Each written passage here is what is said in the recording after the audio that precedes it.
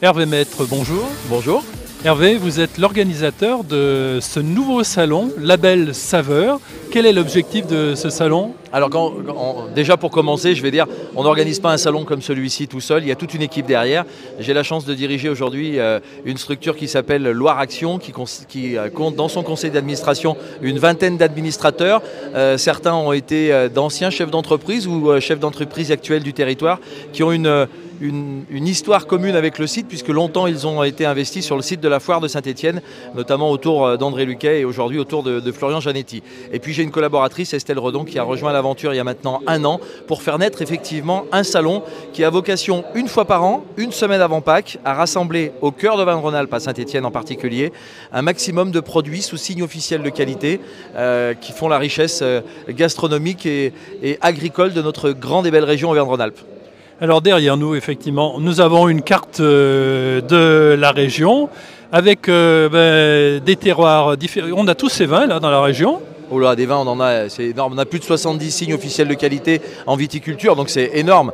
Il faut savoir que la région Auvergne-Rhône-Alpes compte à peu près 200 produits sous signe officiel de qualité, AOC, AOP, IGP, label rouge ou agriculture biologique. En mettant l'agriculture biologique, on fait considérablement évoluer ce chiffre. On essaye d'en rassembler un maximum. On va se donner 2 ou 3 années. Ça, c'est comme un cep de vigne. Il faut le planter la première année et puis après le faire travailler avant de rentrer en production complètement.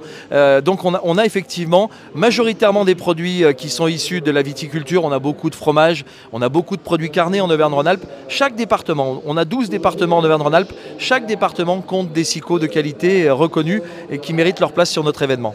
À qui s'adresse ce salon? C'est les particuliers? Ce sont les professionnels? C'est une bonne question, les deux.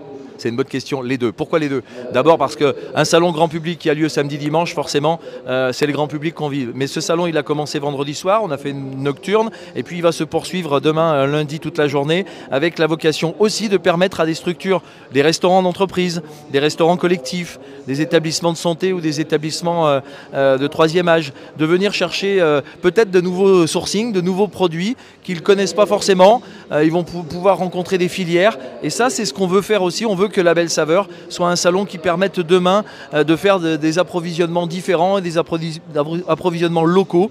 On a des produits sous SICO, on a aussi des produits qui n'ont pas de signe officiel de qualité mais qui sont des produits locaux de notre territoire ou des territoires de départements voisins.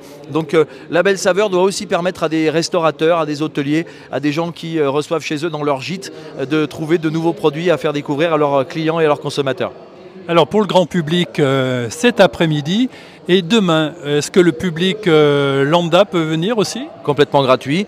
On a voulu une entrée qui soit la moins limitée possible, donc le site est entièrement libre et gratuit. On demande aux gens de générer peut-être un QR code pour avoir une certaine traçabilité, récupérer une adresse mail, c'est pas pour les envahir de publicité. Puis connaître le nombre d'entrées? C'est pour, alors ça, évidemment qu'on a un comptage, mais ça nous permet aussi peut-être de préparer l'édition 2, l'édition 3, de se dire les gens qui sont venus cette année, s'ils sont partis contents, on leur dira l'année prochaine qu'on est encore là une semaine avant Pâques, etc. C'est un moyen de communiquer avec eux.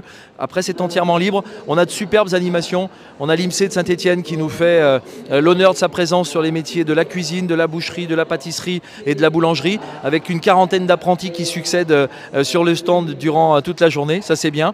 Ce matin, nous avons des WorldSkills. On a quelqu'un qui a été finaliste au championnat du monde des WorldSkills il y a quelques jours de cela, qui vient de Haute-Loire et donc qui fait des démonstrations sur notre podium central.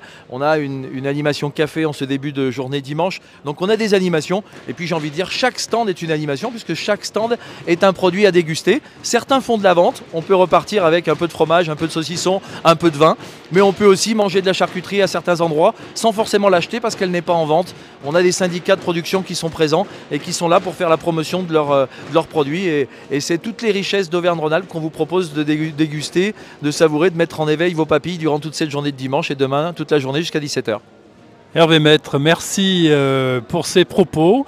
On souhaite une longue vie à ce nouveau-né, Label Saveur, qui va perdurer dans le temps. On vous souhaite le meilleur et bien sûr on suivra tout ça sur 42 TV. Merci à vous. Merci à vous.